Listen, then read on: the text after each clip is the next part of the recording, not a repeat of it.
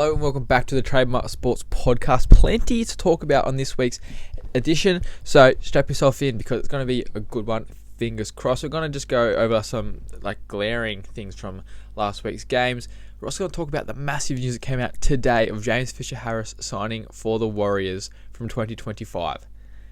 That's nuts. We've also got a little bit of chat about some team selections in this week that interested me, and also the upcoming Anzac jerseys that have been released. They look pretty sick. Go through my tips and then answer your guys' questions.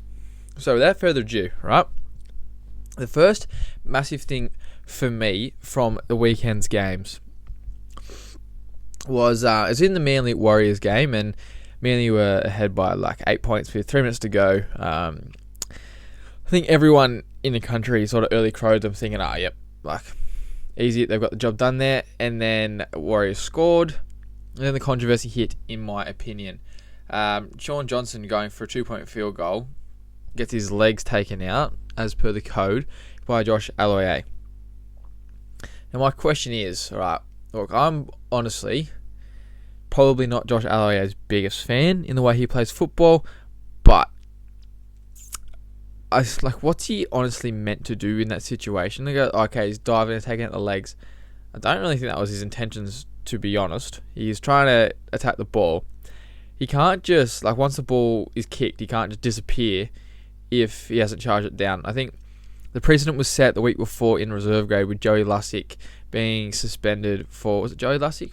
Freddie Lussick being suspended for 4 weeks for the unfortunate incident with Lockie Ilias where he broke his leg. And now I don't think Lussick gets that bigger suspension if Lockie Ilias doesn't break his leg. That's one of my points there. But another one is just again, common sense has to prevail a little bit here.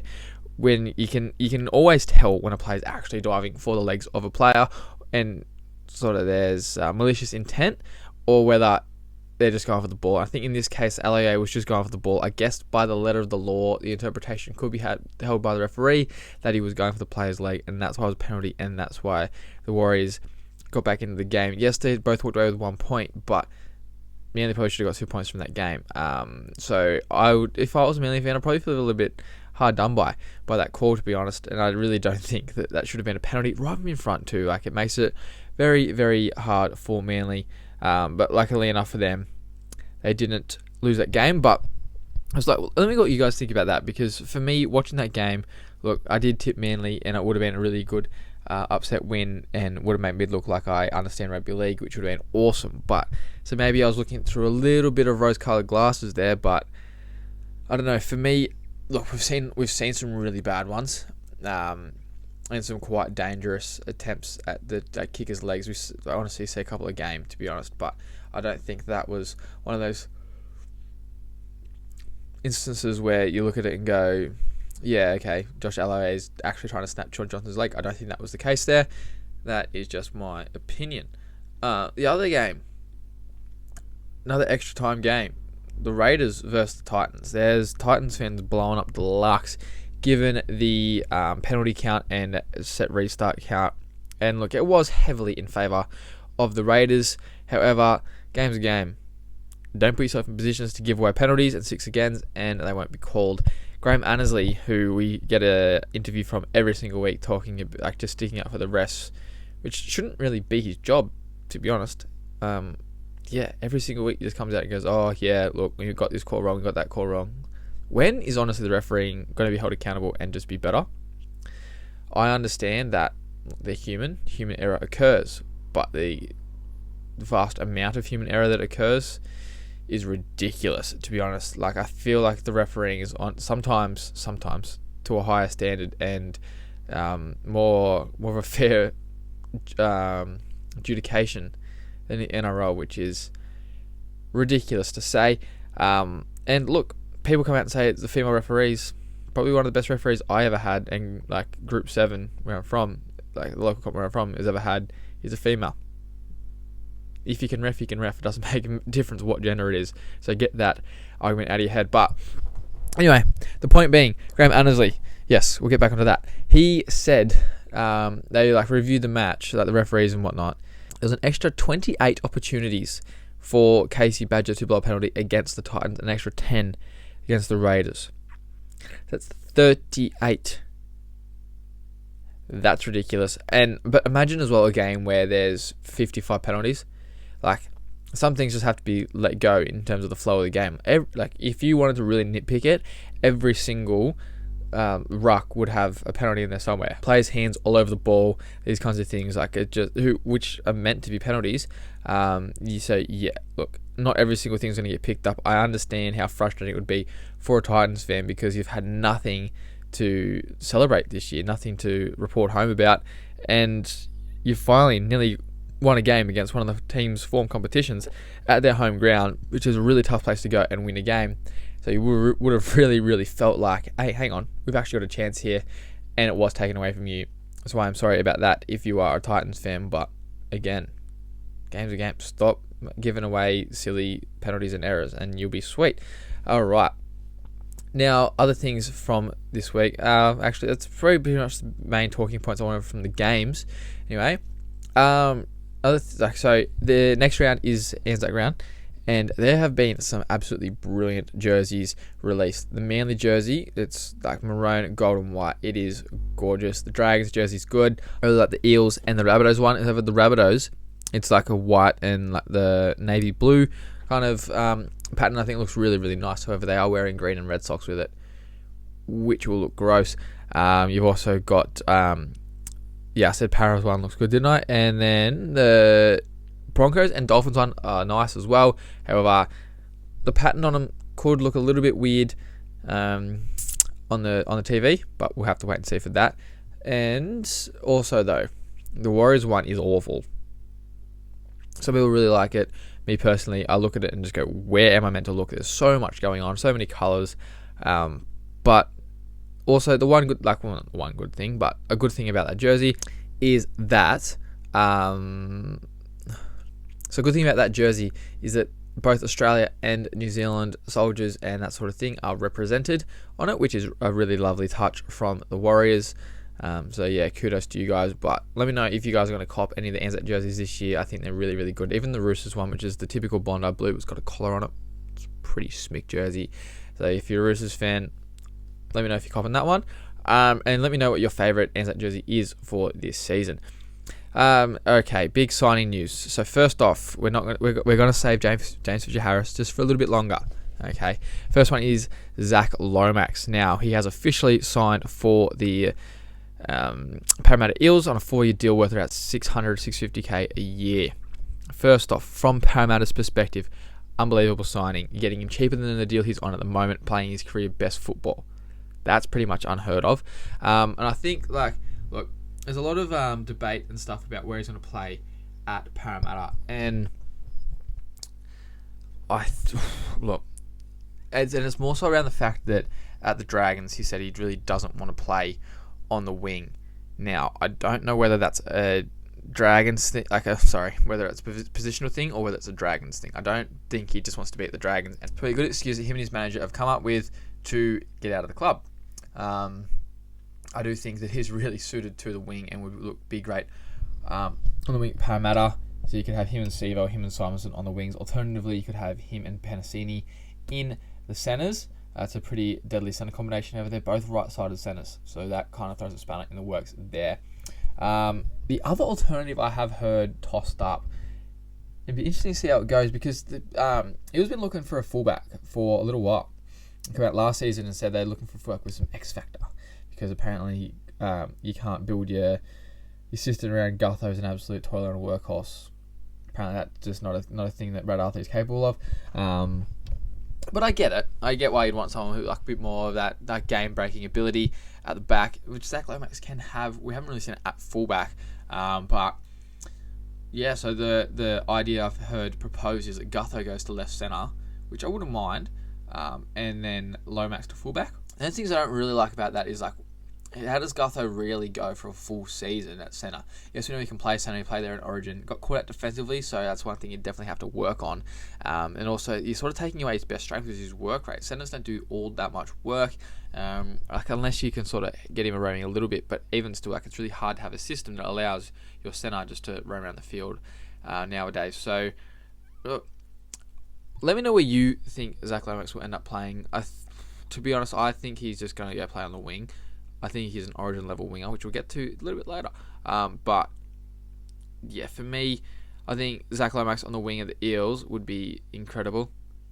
Like, we're going to really actually see in a good system.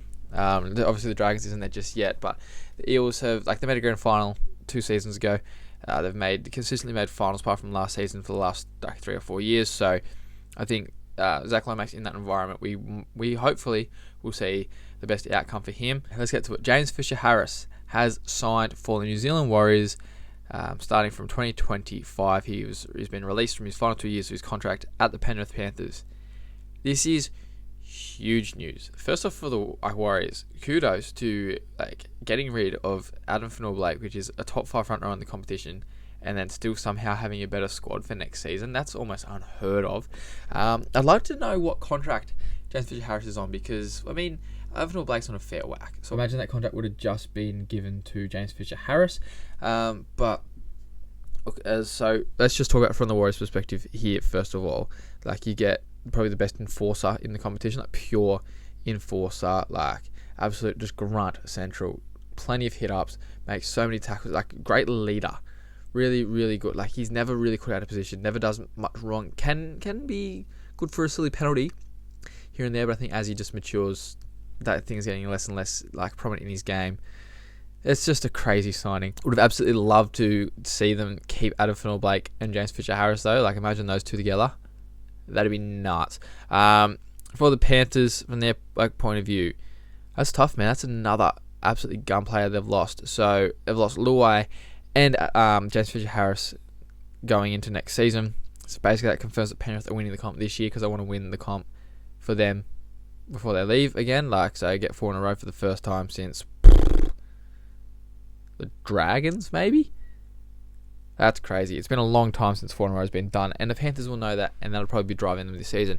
Frees up a lot of cap space, so I wonder what they're going to do with that. Truva has been rumoured to be linked with other clubs because they couldn't afford this is basically cap squeeze. So now that Fisher-Harris is out the door, they've definitely got enough money to go and re-sign him, or do they look for another forward on the market? I'm not all too sure who's that available. I have a feeling, just because of how the Titans are going, that Fafita will activate the clause in his contract where he doesn't have to, where he can leave at the end of the season.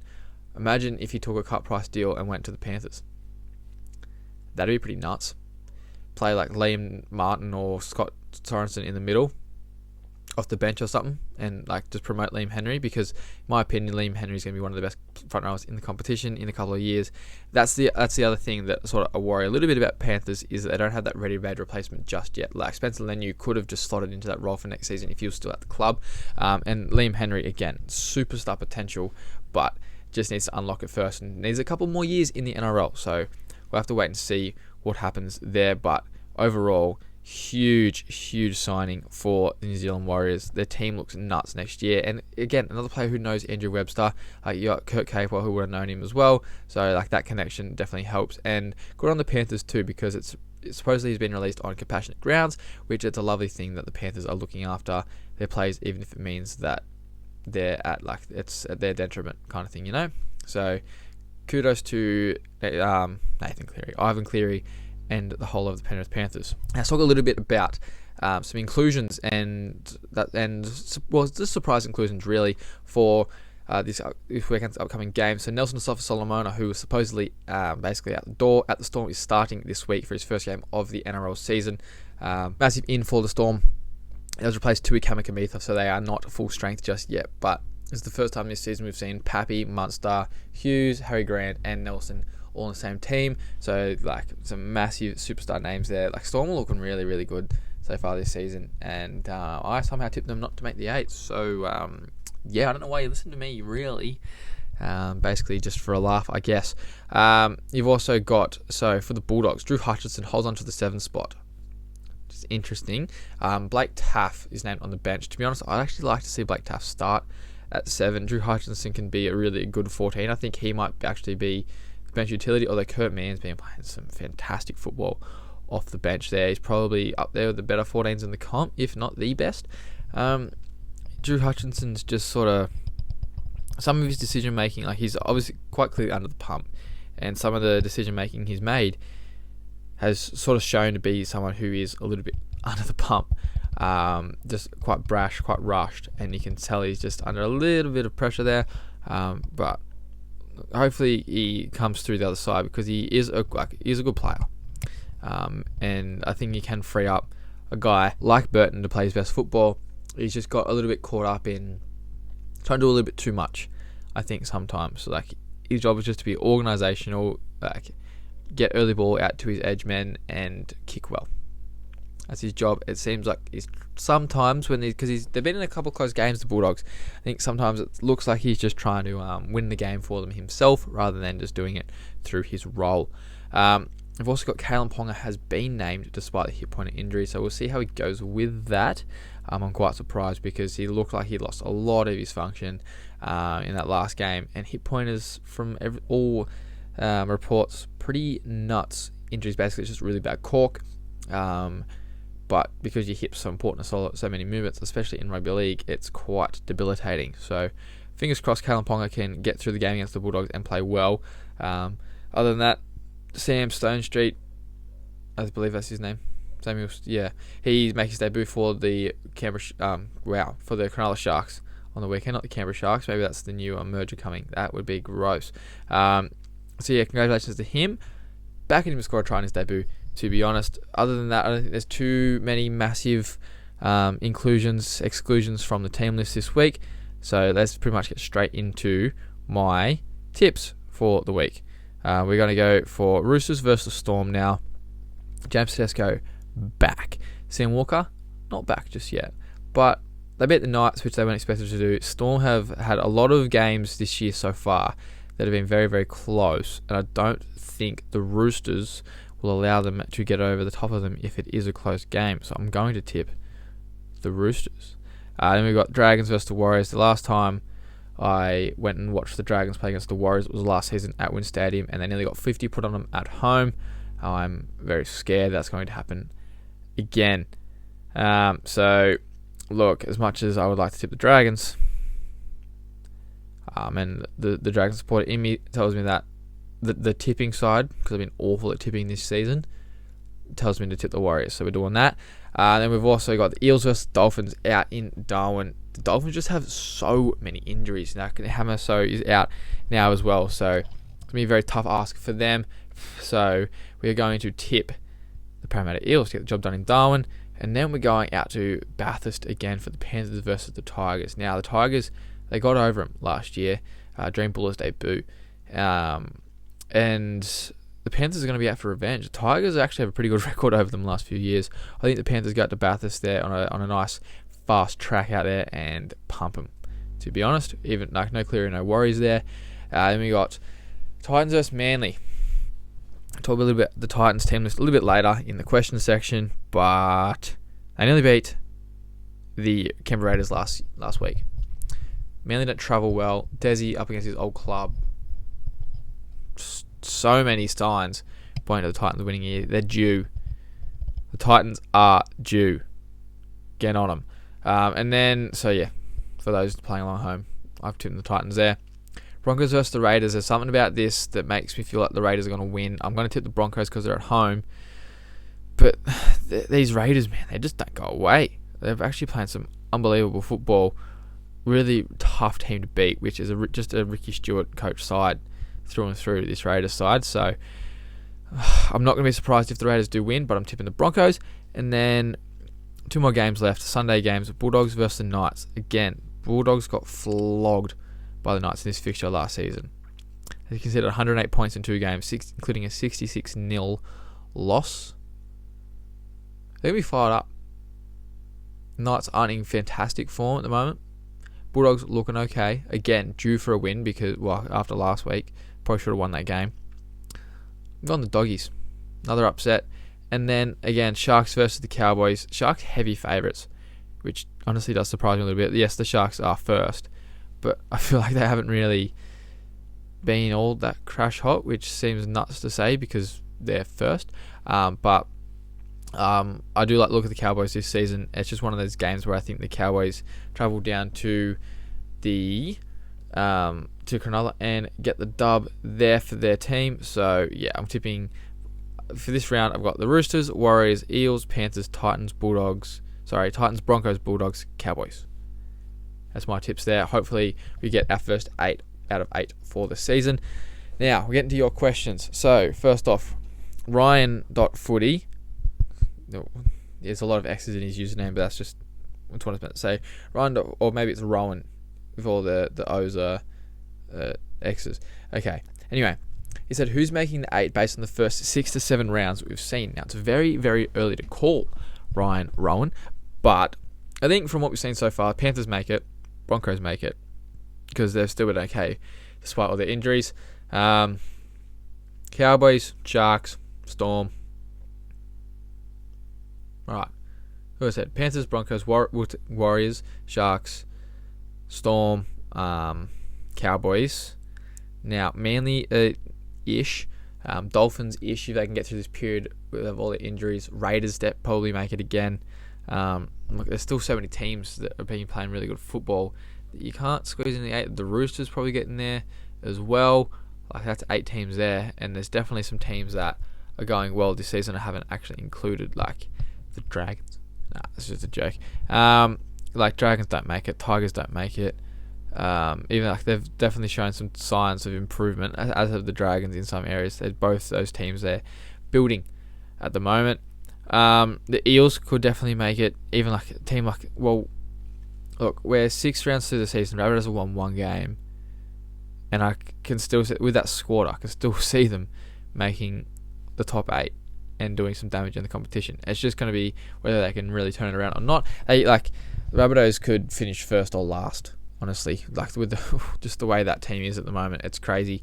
So if I had to give you 8 teams, we go Sharks, Storm, Raiders, Cowboys, Panthers, Warriors, Roosters, Broncos. Is what it is. And then next question is the next 2 questions are from Elijah Manor, 55. First one, he says, who is the best Dragons player at the moment? There's a couple in pretty good form.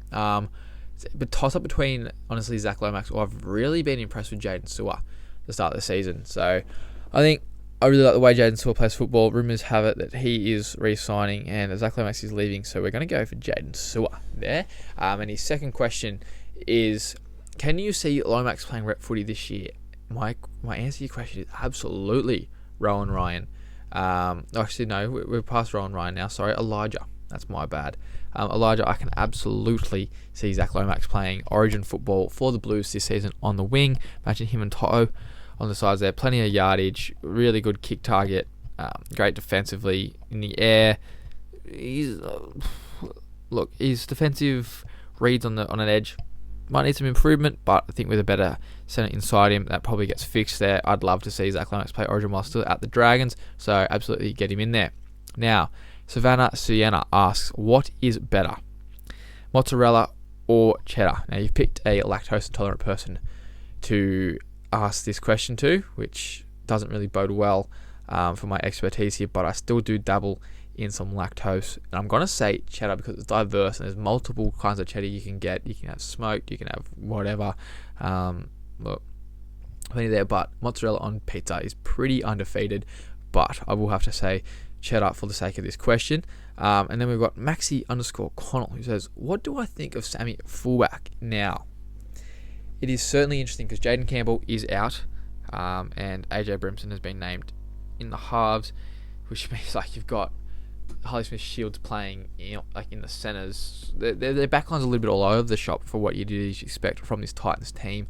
We probably would have liked to see Keanu Kinney get some more minutes at the back there for the Titans. I think he's a brilliant player. And then that way you can have Philip Sammy on a wing, or just like more versatile. Like, he's probably better in the centres than on at fullback, I'd say, Philip Sammy. But again, we've seen he's a guy who he's got like pretty good tackle busting record and can make 300 meters in a game.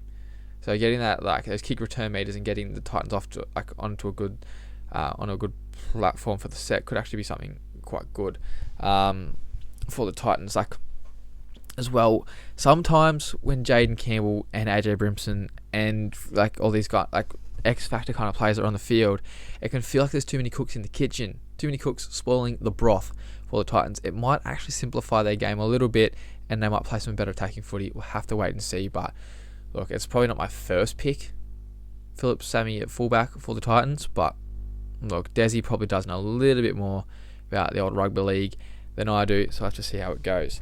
And then one of probably the all-time Instagram tags, to be honest, legitness. If you're legitness, like, congratulations. That's a pretty good bit of intuition there to come up with that Instagram handle. But he's asked Jaden Sewer for Origin. Again, same sort of thing with Lomax. I'd love to see Jaden Sewer play Origin. Queensland, like the Maroons, have a few injuries in the forwards there, not necessarily second rowers. Well, I suppose Jai Arrow is like out for the season, but I guess he plays more of a middle in Origin though. But yeah, Jaden Stewart, I'd love to see him return to Origin. He's playing some really, really good footy. Him on the left edge there would be fantastic. Although it'd be one of those bittersweet things for me to watch, because I really enjoy Jaden Stewart playing football for the Dragons and just enjoying playing football in general. But I would hate to see him carve up against, like for him, I'd love to see him carve up in Origin, but as a Blues fan, no thank you. But yeah, in my opinion, I would really like to see Jaden Stewart play Origin again. And then Paulie Triple G has asked, who would be the most ideal replacement for Zach Lomax? I think we'll see this week. Christian Tuipulotu is playing on the wing for the Dragons. He's a real meter eater and can tackle bust and all those sort of things. He's probably not as good in the air as Zach Lomax, but I think that's probably honestly the ready-made replacement for the Dragons there on the wing. I think they're going to look to use that cap space to bolster up the forwards a little bit. Like, they've got maybe honestly 5 really, really good forwards, young forwards coming through, but they're probably still a couple of years off. Actually, honestly, thinking about it now, it's like 7 or 8. But again, they're all probably a few years off consistent first grade.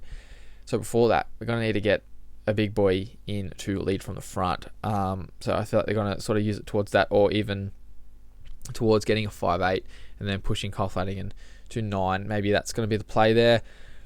But if we're thinking if I had to go for a like-for-like replacement who's someone who's on the market at the moment in the wings spike position, like if I was required to use that 800k to go out and chase a winger, I'd be going for Taruva. It's supposedly anyway open in the market, as I said earlier, with James Fisher-Harris leaving. That might free up some room for Taruva to re-sign at the Panthers. But he's honestly one of the best wingers in the comp, and I just like his work rate, his work ethic, and everything. I just love to see him at the Dragons. To be honest, Sunia, if you're watching this, please come.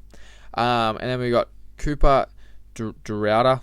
Sorry if I really butchered your name there. And he said, opinion on the Warriors and if they can make finals footy. Okay, another team that I said probably weren't going to make the 8 this season. They're going to have a bit of a drop-off year like the Cowboys and the Sharks did last season. Or actually, the Cowboys did last season. Yeah, look, the Warriors look fantastic. They're really coming in their own a bit. Tough to beat. Really, really tough to beat. Roger's been fantastic on return. He's sort of assimilated back into the NRL better than I thought.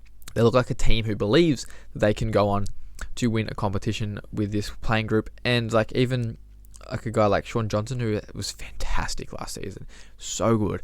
And I was tossing and turning, thinking whether will he replicate that form again this season? And he's been great. He's been really, really good.